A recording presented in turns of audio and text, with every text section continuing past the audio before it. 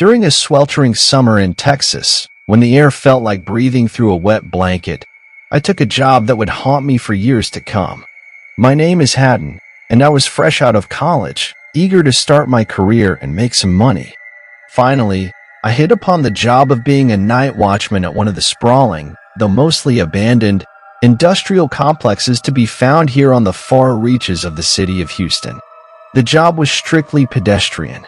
Walk the premises, check all the locked doors, and make sure that not very much got inside those tattered old buildings but rain. The stark, empty warehouses and overgrown lots used to be the center of a robust production operation decades ago. Now it looked like any long-since abandoned industrial park and gave every appearance of being as unused as the rest of the area. My employer, a security company, had been contracted by the property owners to keep an eye on the place for the time being, until they decide what to do with it. Sounded easy, especially since doubling night shifts.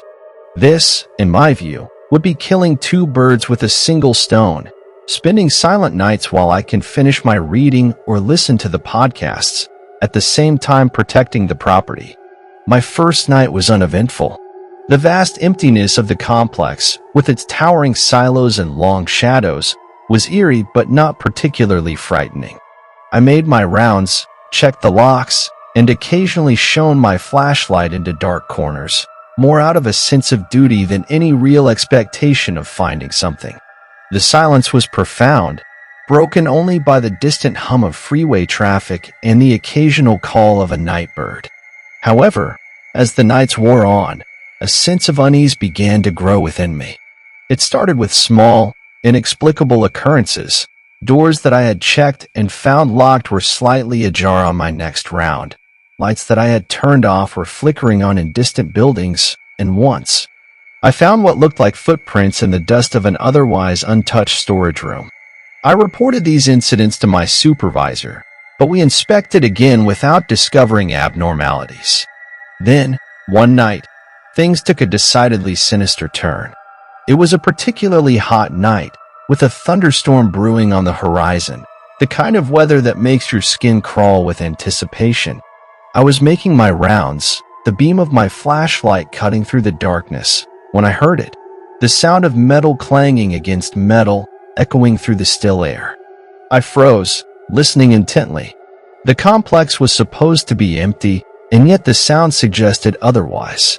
Gripping my flashlight like a lifeline, I followed the noise, my heart pounding in my chest.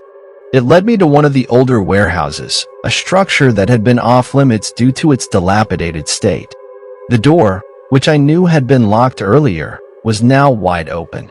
I hesitated at the threshold, every instinct screaming at me to turn back, but my responsibilities as a security guard propelled me forward. Inside, the air was cooler, the oppressive heat of the Texas night momentarily forgotten. My flashlight illuminated patches of the interior as I moved, revealing rusted machinery and piles of debris.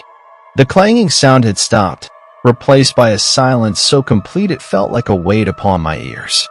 I called out, announcing my presence, hoping it was just some kids who had snuck in for a dare. But there was no reply, only the sound of my own voice echoing back at me. I ventured further, determined to clear the building and report back. That's when I saw it, a light, flickering in the depths of the warehouse, as if someone was moving around with their own source of illumination. I approached cautiously, trying to make as little noise as possible, until I could see the source of the light. It was a lantern, old and rusted, sitting on the ground next to a makeshift camp. Someone had been living there, amidst the decay. But it was the walls that caught my attention, covered in markings that made my blood run cold. Symbols, nonsensical and yet somehow sinister, were painted everywhere, along with what looked like frantic, scribbled notes about watching eyes and whispering shadows. I turned to leave, intending to call the police, when a sudden movement caught my eye. In the far corner of the warehouse, obscured by shadows, something or someone was watching me.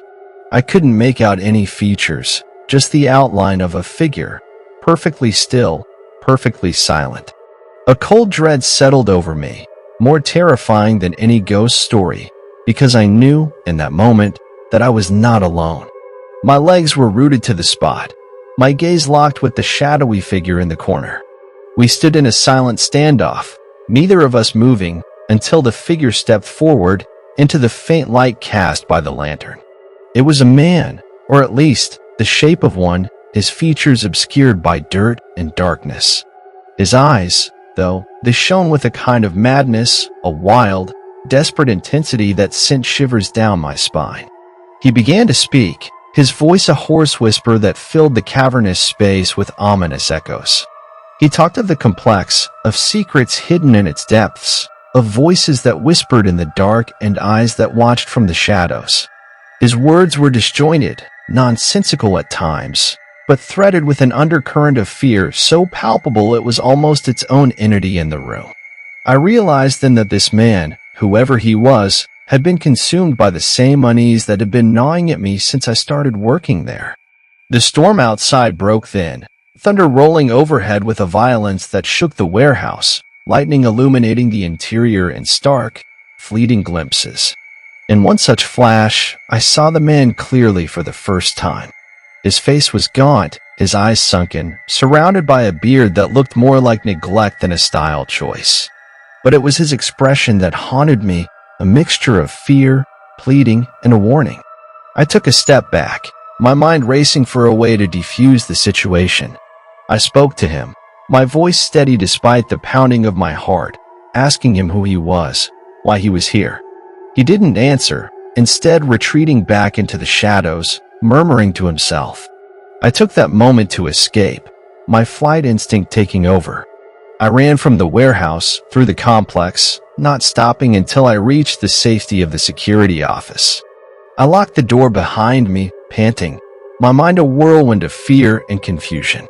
I called the police, my hands shaking so badly I could barely hold the phone. They arrived quickly, but a search of the warehouse found no one. The makeshift camp was there, as were the symbols on the walls, but of the man, there was no sign. In the days that followed, I struggled to make sense of what had happened. The police speculated that the man was a homeless person who had taken refuge in the complex, his mind possibly addled by substance abuse or mental illness. They increased patrols in the area, but no one saw him again. It was a crisp October evening in 2021, the kind where the chill in the air hints at the coming winter, but the days cling stubbornly to the last vestiges of fall. I was driving home from a late study session at the library, taking Old Mill Road because it was a shortcut that shaved a good 20 minutes off my drive. Old Mill Road was notorious among the locals for its winding turns, dense forests on either side, and a handful of urban legends that seemed as much a part of the road as the asphalt itself. I was about halfway home, the only illumination coming from my headlights and the occasional flicker of a distant porch light, when I saw her. A girl, no more than 16 or 17, walking along the side of the road. She was wearing a white dress that seemed almost ethereal in the dim light, her dark hair cascading down her shoulders. It struck me as odd, not just her presence on such a remote road at night, but the way she seemed unaffected by the cold.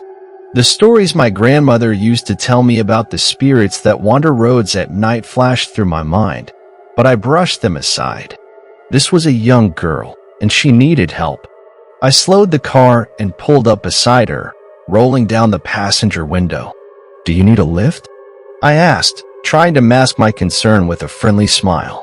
She looked at me, her eyes reflecting a deep sadness that seemed almost out of place on such a young face. "Yes, please," she said, her voice barely above a whisper. "I just need to get home." She climbed into the car, and I turned up the heat, noticing for the first time how she seemed to shiver from the cold. "Where to?" I asked. "Just down the road," she replied, pointing ahead. "I'll show you." We drove in silence, the only sound the hum of the engine and the occasional rustle of leaves as the wind whispered through the trees. Every now and then, I stole a glance at her, trying to come up with something to say, but words failed me. There was an air about her that suggested she was far away, lost in thoughts or memories I could not begin to comprehend. After a few minutes, she pointed to a narrow driveway that I would have missed if not for her indication. "Here," she said. I turned into the driveway, which led to a dilapidated old house that looked like it hadn't seen occupants in years. The windows were boarded up, and the paint was peeling away to reveal the weary bones of the structure. "This is your house?" I asked, a note of disbelief in my voice. "It was," she said, her voice tinged with a sorrow that seemed to fill the car. "I just wanted to see it one last time." Before I could respond, she opened the door and stepped out into the night, closing the door softly behind her. I watched her walk towards the house, her figure growing fainter until it disappeared altogether. It happened so suddenly that for a moment, I sat there, stunned, trying to process what I had just seen. Confused and more than a little unnerved, I drove to the end of the driveway and turned back onto Old Mill Road, casting one last look at the house. It was then I noticed the for sale sign, old and weathered, suggesting the house had been unoccupied for a long time. The next day, curiosity got the better of me, and I searched the house online. What I found sent chills down my spine. The house had been the site of a tragic accident decades ago, where a young girl, wearing a white dress to her prom, was struck by a car on Old Mill Road and died. Her parents, unable to bear the loss, moved away, leaving the house to fall into disrepair. I couldn't shake the feeling that the girl I had picked up was her, the vanishing hitchhiker of Old Mill Road, returning home one last time. It was a story that seemed ripped straight from the local legends I had always dismissed as fanciful tales. Yet, I couldn't deny what I had experienced. It was real as the chill that lingered in my car long after that night, a reminder of the girl who had, for a brief moment, returned from beyond to visit her childhood home. Growing up in a small Kansas town, you wouldn't expect my childhood home to be the epicenter of my nightmares. But here I am, years later, still trying to make sense of what happened during the summer of 2009. It was one of those humid, sticky Midwestern summers where the air feels thick enough to chill. I was 15, caught in that awkward stage between childhood and adulthood, desperately trying to hold on to the former while being thrust into the latter. Our house, a modest two-story that had been in the family for generations, sat on the outskirts of town. It all started innocently enough. My parents had left for a week-long anniversary trip, leaving me in charge. I was thrilled at the prospect of having the house to myself. Little did I know, I'd soon wish for anything but solitude. The first few days passed without incident. I filled my time with video games, junk food, and late-night movies. However, on the third night, something changed. I woke abruptly at 3 a.m. to the sound of what I thought was whispering. Dismissing it as the tail end of a dream, I tried to go back to sleep. But then I heard it again, clearer this time. It was a whisper which was urgent, panicked even. I sat up, heart pounding, listening intently. The whispers seemed to be coming from the hallway outside my bedroom. I thought someone had broken into the house. With a mix of curiosity and fear, I got out of bed and slowly opened my door. The hallway was empty, bathed in the soft glow of the night light we'd never bothered to remove. The whispers had stopped, replaced by the heavy silence that only a house at night can muster. Shaking my head, I chalked it up to my imagination working overtime and went back to bed. The next day passed uneventfully, and I began to feel foolish for letting my imagination get the best of me. However, as I learned, fear isn't easily fooled. The following night, at precisely 3 a.m., I was jolted awake again. This time, the whispering was incessant, a cacophony of hushed voices that seemed to fill the room. I could almost make out words this time, phrases that seemed to plead and warn all at once. My heart raced as I lay frozen in bed, too terrified to move. The voices grew louder, more desperate, before suddenly cutting off, leaving an oppressive silence in their wake. That morning, I called my parents, and they told me to take a gun and carefully check every room. I did as they said, and everything was fine. No intruder was found. Then I called my grandmother. She had grown up in the house and knew all its stories, spoken and unspoken. Her reaction to my experience was one of solemn understanding. "You heard the echo," she said. "It's been a part of that house for longer than anyone can remember. No one knows what causes it, but it always comes at 3 a.m. In the metal box in the attic, there's a black crystal.